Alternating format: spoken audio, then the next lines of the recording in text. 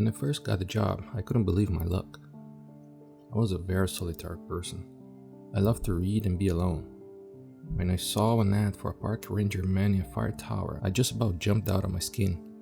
Working overnight at a Walmart wasn't exactly the best job in the world. There are some stories I could tell about that as well. But I applied for the job and I was ecstatic that I got it. They made me do a week of training before my first shift. Most of it was dry reading and making sure I was qualified in CPR. They showed me the job's ins and outs, and then I followed in my car as we drove to the tower. In the middle of the day, it was awe-inspired to stare up in the underside of the tower looming above me, suspended high in the air by the metal pylons. Once I started climbing the narrow metal stairs with hints of rust at the edges, I was somewhat less than excited. In fact, I was terrified. I don't like heights very much. It's not like I go all vertigo or anything, it's just I prefer to stay on the ground. Once we reached the top and pushed open the trapdoor to get onto the deck that surrounded the tower, I was doing a little better. I opened the door that led into the tower's interior. Looking around the room made me forget all about the terrible climb. It was like a small apartment. There was a small refrigerator, sink, counter, cupboards, and a small table. In the center of the room was a table with a map permanently attached to it. Of course, there were windows all around. There was a 360-degree view, as you would expect from a fire tower in the middle of a state park. The view was absolutely amazing. I could see the peaks and valleys for miles in every direction. It was a photographer's dream. The other ranger explained what was expected of me. We worked 24-hour shifts, so there would be times I would have to sleep, but I had to set an alarm and get up to scan for problems at least once per hour during the night. During daytime hours, I had to scan every 30 minutes. There was a radio to report any trouble and a phone in case I needed to call the fire department. In my mind, I was already drooling at the thought of getting paid to making amazing pictures and sit around reading books. The ranger told me that it was extremely important that I read the rule book first thing. He asked if I had any question and I said no. He reinforced that I could not leave the tower no matter what until I was relieved. I followed him down the narrow staircase to get my supplies from my car. He got in his truck and hesitated for a moment as he wanted to say something else, but then he shut the door, wished me well, and drove away. It took me 3 trips to get all my stuff up to the top. At home, it's nothing to bring a few boxes of groceries into the house. Here, it became life and death. My lord. I was near the top with the box in front of me when I stumbled in one of the narrow steps and nearly fell over the side. I paused for a long moment to regain my balance before continuing to the top. It suddenly struck me that this job might not be the cakewalk I thought it was. I pushed that thought to the back of my mind and went for the next 2 loads. Basic supplies, books, phone chargers, camera occupied the second and last trip. Once I was up for good, I collapsed into the chair. I was on my way to Napa Land when I heard the static on the radio. I jumped up and grabbed it. "Hello?" I said, but no one answered. I figured this was the ranger's subtle way to remind me it was time to do a check. But lugging 3 loads up the tiny stairs of death had put a serious crimp in my fire watch time. In fact, it had been nearly an hour since the other ranger had left. I did my slow pan around the room, checking each part of the forest for smoke and seeing none. Having successfully completed my first go-around, I celebrated with a bottle of water while I put the groceries away. The cupboards weren't empty, but they weren't a gourmet's delight either. Nearly a full shelf of baked beans didn't exactly thrill me, but I had the supply that should do me for a few shifts. I set the bread in the counter and loaded the cold cuts in the fridge. I would get some more options the next time I went shopping. By the time I finished putting things away, it was time for another check.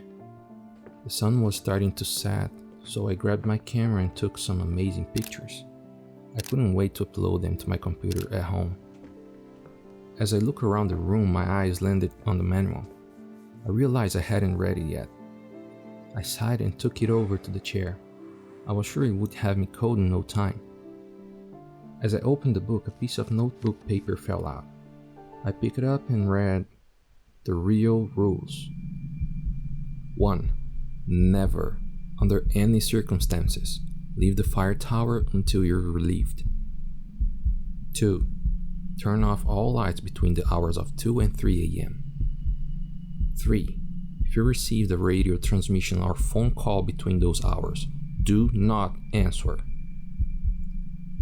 4. If anyone knocks on the trapdoor during those hours, tell them they'll have to wait until morning. Do not open the door. 5. If you see a glowing object floating toward the tower, don't look at it. Cover your eyes and count to 50. When you open your eyes, it should be gone. If not, cover and count to 50 again. 6. If animals surround the tower, don't go down to look. Fire a flare gun into the air twice, 1 minute apart, then lock yourself in the bathroom and hope for the best. I set the note down and stared at it. Was this a joke? Were they having some fun with the new guy? I wasn't looking forward to get hazed at 2 o'clock in the morning. I put the note back in the book and skimmed through the manual. It was a real snooze fest of standard rules and nonsense. For the next check, I decided to use binoculars. I was rewarded by seeing a bear and 3 deer. I pulled out my camera and took some pics, but the zoom wasn't quite as much as I needed to get some really good shots. I could still tell it was a bear, but it was a little blurry. I decided to go camera shopping with my first paycheck.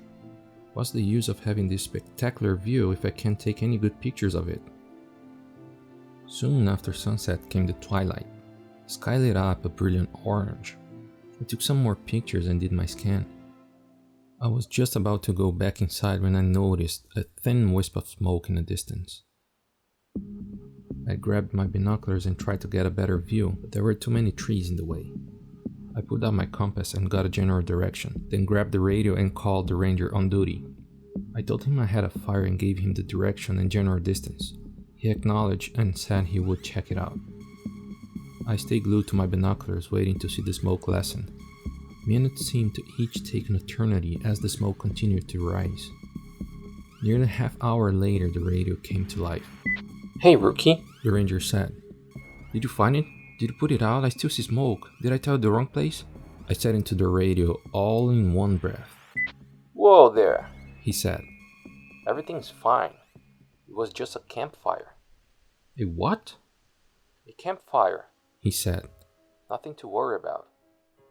"A campfire," I repeated in a daze. "Yeah, you want to see more smoke and it should be a lot thicker and darker before you call it in." I stood in silence.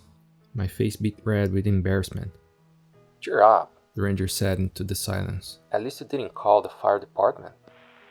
I looked over at the phone, knowing I was mere minutes from doing that very thing. "Yeah, thanks," I said. "Sorry about that." "Don't worry, kid," he said. "At least you erred on the side of caution instead of letting the forest burn down." I put my face in my palm and shook my head. So much for a good first impression.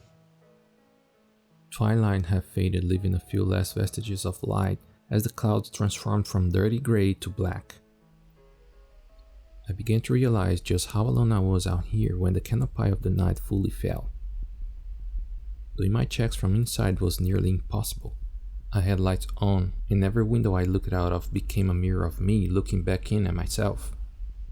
Alone in a wooden box suspended 100 feet above the ground made it that much creepier. I stepped out onto the deck in the cold evening air. Total darkness was oppressive.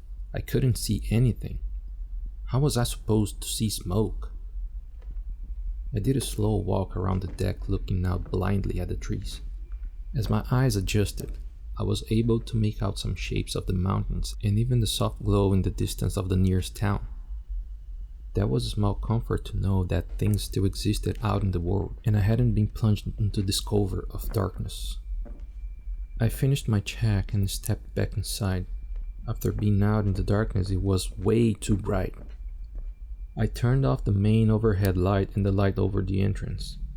The room settled into a comfortable glow with enough light to see but not blind. In fact, it was a little too cozy. I felt a nap coming on. I lay down on the surprisingly comfortable cot and closed my eyes. I woke sometime later to static sounding on the radio.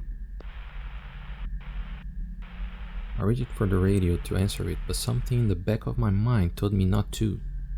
I looked at my watch and it said 2:12 a.m. I froze. Looking around the lit room, I thought about the strange rules I had read earlier. I reached up and turned off the light, plunging the room into darkness. As my eyes adjusted and I could see a few things, I looked out the window and I could swear I saw someone peering at me. Just then I heard static on the radio. There was a voice trying to get through, but it seemed too weak. I waited to see if they would call again. A minute later, static sounded again. Beneath it, I heard the voice. It was a little stronger this time. I could just make it out. Help me, It said in a feeble yet insistent voice. I reached for the radio, but something made me glance at my watch first. It was 2:23 a.m. I faltered and didn't answer. Those creepy rules, I thought. What if they're real? I already broken one by having the lights on. What happens when you break the rules? I sat in silence wanting to know the answer, but at the same time not wanting to know. The radio call came through much more clearly this time. help me. Can anyone hear me? I need help. The voice sounded desperate. I couldn't tell if it was a man or a woman. It had a strange quality that I couldn't quite place. I fought the urge to answer, not knowing if I would be fired for dereliction of duty or not. This is what I was out here for. I needed to answer, but my mind just wouldn't let go of those rules. The minutes ticked by like hours. 3 more times the radio sounded out its plea, each time sounding more desperate. I watched the time, counting the seconds until 3 a.m. When the time finally came, I picked up the radio. Whoever was calling for help, please state your position so I can relay help to you, I said. Who is this? Came the answer on the radio. This is a park ranger manning a fire tower. Well, park ranger, I've been in this channel all night and yours is the first voice I've heard. That's not possible, I thought. I had several calls for help over the last hour, I said. Are you sure? Absolutely. I wrote down the time of each call. Then why didn't you answer them until now? I paused. What could I say? Because a weird list of rules told me not to? Ranger? I said hesitantly, extenuating circumstances. Extenuating circumstances. The voice repeated as though tasting them. And what circumstances would those be? Whoever this was, they weren't going to let it go. I'm not at liberty to say. You mean like falling asleep and breaking the rules? The voice said, sounding deeper, raspier, and more menacing. I froze. I hadn't turned the lights on yet, leaving the room in eerie darkness that left me feeling very exposed. I slowly panned around, looking out the windows and remembering the earlier feeling of being watched. You can look all you want, but you won't see me, the voice said. It's after 3, I said, hoping the terror I felt wasn't evident in my voice. You have no power over me. The voice chuckled. It wasn't a pleasant sound. Normally you would be correct. However, you broke the rules. What if I didn't know about the rules? I said, grasping at straws. Nice try. But you knew you should be safe after 3. Damn it, I thought. I picked up on that. So what do you want? I said, fearing the answer. We're hungry, the voice said. Only now it sounded like many voices speaking at once. Come down, let us feed. My legs turned to rubber as I stumbled over to the door and stepped out onto the deck. The moon was rising half full, casting light into the darkness. I looked down and saw over a dozen large animals surrounding the tower in a circle, and each one of them was looking up at me. I dove back inside and locked the door. I frantically searched for the flashlight. Once I found it, I picked up the phone and called the ranger station. There was no dial tone. I hung up and tried again, but still nothing. I pulled out my cell phone, but there was no signal. I paused to clear my head. Okay, I thought. You're freaked out right now, but what's actually happened? A weirdo on the radio, some animals around the tower. This list is making me paranoid. Just then I looked outside and there was light off in the distance that looked like an airplane. The problem was it was heading straight toward me. It was mesmerizing. I found myself staring into the rapidly approaching glow until I realized it was going to ram into the tower. I found the best cover I could on the opposite side of the room and surrounded myself with as much furniture as possible. Being that the furnishing was sparse, that meant I dragged the chair over in front of me. I covered my eyes and hoped for the best. I may or may not have mumbled one of those "I promise I'll be good if you get me out of this" prayers. The seconds stumbled into minutes. Nothing happened. I peeked over the edge of the counter and the light was gone. I breathed a sigh of relief and wondered why I hadn't heard any engine sound. I decided it was because I was too busy ducking for cover. Then it hit me. I grabbed the manual and pulled out the list of rules. There it was. Rule number 5. If you see a glowing object floating toward the tower, don't look at it. Cover your eyes and count to 50. When you open your eyes, it should be gone. If not, cover and count to 50 again. I read over the rules again and realized how many had come to pass. For a long moment, I thought that maybe it was an elaborate joke. Some of the rangers yanking the rookie's chain, but there was too much I couldn't explain. The radio transmissions, the glowing light, the animals surrounding the tower. Then I realized I had broken that rule too. I hadn't fired the flare gun as instructed. I dug through the cupboard where the emergency supplies were kept and found the gun. I grabbed 2 flares and stepped out onto the deck. As I questioned the intelligence of firing flares that could end up causing a forest fire when I was supposed to be trying to prevent them, I heard a strange sound. I held my breath and cocked my ear for a better listen. It wasn't just one sound, it was many. I glanced over the side of the rail toward the ground and saw the animals all growling and pawing at the ground, working themselves in a frenzy. I backed away and loaded the first flare, then pointed up and fired. It rose majestically, glowing blood red until gravity slowed its ascent and pulled it back to Earth. I watched closely to make sure not only that it went out, but where it landed, just in case. I waited a minute and fired the second flare, watching where it landed as well. I stepped back inside and hid in the bathroom as instructed. I knew in my heart that I was safe from the animals as long as I didn't go down the steps. The radio sounded off, scaring me nearly half to death. Fire tower number 5, the voice said. Have seen our flares. I'm on my way. Are you physically injured? No, not at the moment, I said. I'll explain when you get here. Roger that. En route. I tried to calm my nerves by thinking about what job I would apply for next and how unfortunate it was that this one didn't work out. I thought about what I was going to tell the ranger when he got here. I couldn't tell him the truth, but what else could I say? There were some animals at the bottom of the tower that scared me? I honestly considered calling him back and telling him not to come when I felt heavy footsteps on the bottom stairs of the fire tower. I must have been daydreaming and let time slip by. I stepped out of the bathroom and went to the trapdoor. "Are you here already?" I said into the radio as I reached down to unlatch the trapdoor. That was fast. What are you talking about? Came the clear answer over the radio. I'm not there yet. I paused as I felt the footstep come closer to the top. "Where are you?" I said quietly. I can barely see the tower. I'm probably a mile away. His words hit me like a sledgehammer.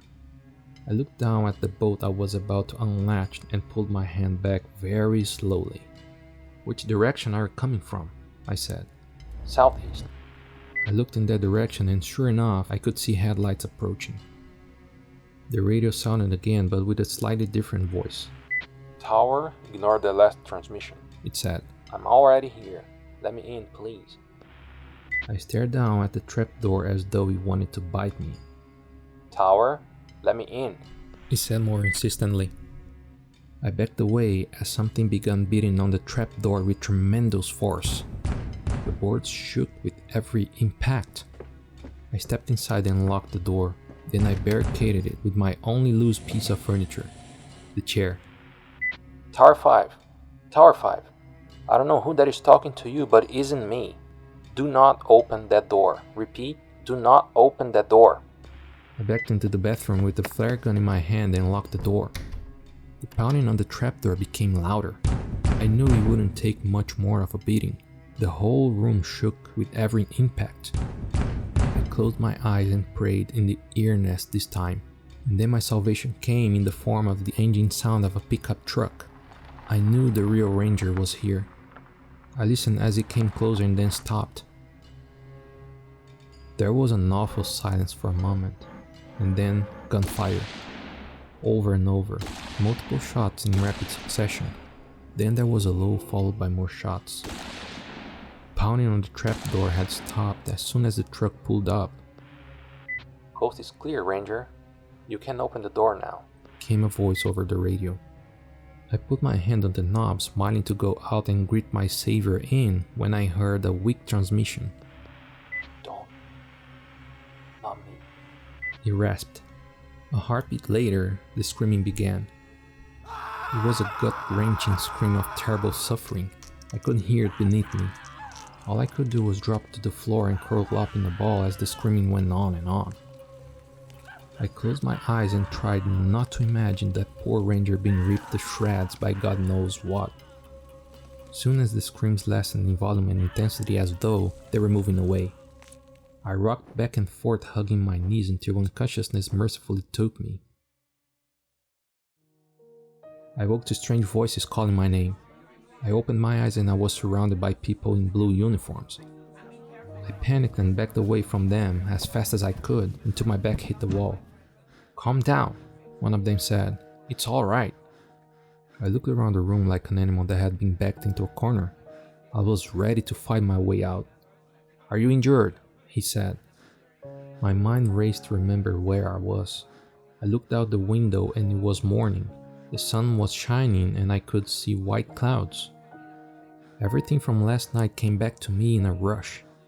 I looked around the room and saw nothing out of the ordinary. "I'm not injured," I said to the EMT. "Can you tell us what happened here?" a ranger said from behind them. I looked over at the manual that contained the list of rules and for a heartbeat considered telling him to read them.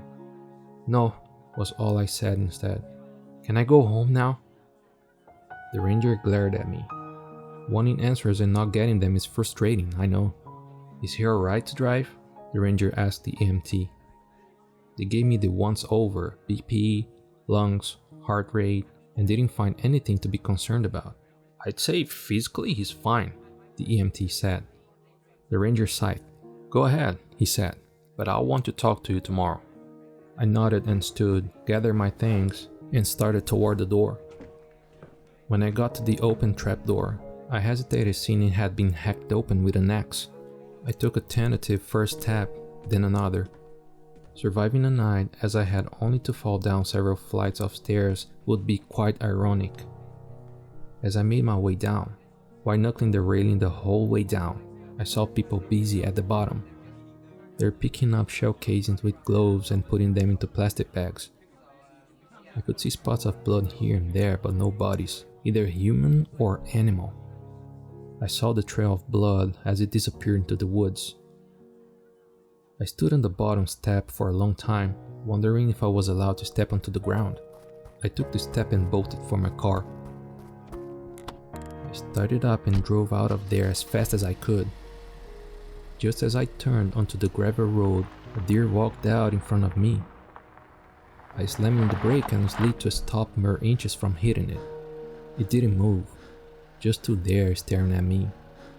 As I looked more closely, I could see blood in its nose and mouth. My heart skipped a beat when I saw a shred of a ranger's patch impaled on one of its antlers. Its eyes bored into mine as I slammed into reverse, then swerved around the deer, and broke every speed limit getting home. I called my boss and quit as soon as I got there. Then I packed and started looking for a job in the city. Maybe I can find some nice quiet warehouse to guard, but if it has a set of strange rules, I'm walking out. No questions asked.